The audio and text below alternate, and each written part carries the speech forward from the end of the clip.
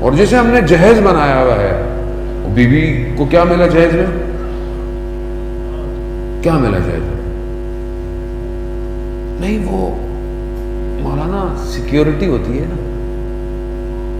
ہاں ٹھیک ہے، باپ اپنی بیٹی کو دے جو وہ افورڈ کرتا ہے، لیکن ایسا تو نہ کرے نا اسے قرضے لینے پڑ جائیں. ایسا تو نہ کرے کہ اگر اس کی 2-3 بیٹیاں ہیں تو ساری زندگی مقروض رہے.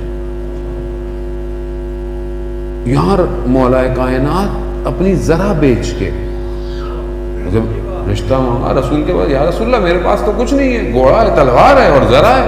کہا علی ذرا کو بیچو، ذرا کو بیچ کر آدھے پیسوں سے چیزیں خریدی.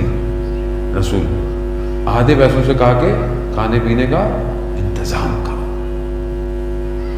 اب یہ ہمیں اور یہ آج کل والدین کو بھی سوچنا چاہیے. یہ بہت ایک مبتلا بے ایشو ہے ہماری کمیونٹی کا عزیزان محترم، کہ ہم آسانیاں پیدا کریں، آسانی پیدا کریں جوانوں کے لیے تاکہ یہ گناہوں میں مبتلا نہ ہو. دشمن ان کو گناہوں میں، دشمن کیا کہتا ہے؟ حرام تعلقات رکھو. صبح شام فلم، ڈرامے، media, Netflix, Instagram, Facebook, YouTube کیا کر رہا ہے؟ نامحرم تعلقات، حرام تعلقات رکھو. بس تمہیں ضرورت نہیں ہے شادی کرنے کی، کیا ضرورت ہے؟ جیسے باہر معاشرے میں کئی سال تک وہ شادی نہیں کرتے، حرام تعلقات رہتے ہیں، پھر کئی سال بعد ان کو یاد آتا ہے کہ چلو کوئی نہ کوئی شادی کر دو. معاشرہ وہاں جا رہا ہے.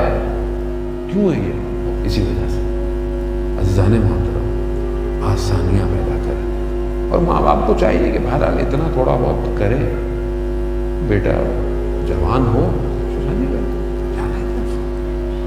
خدا رازق ہے.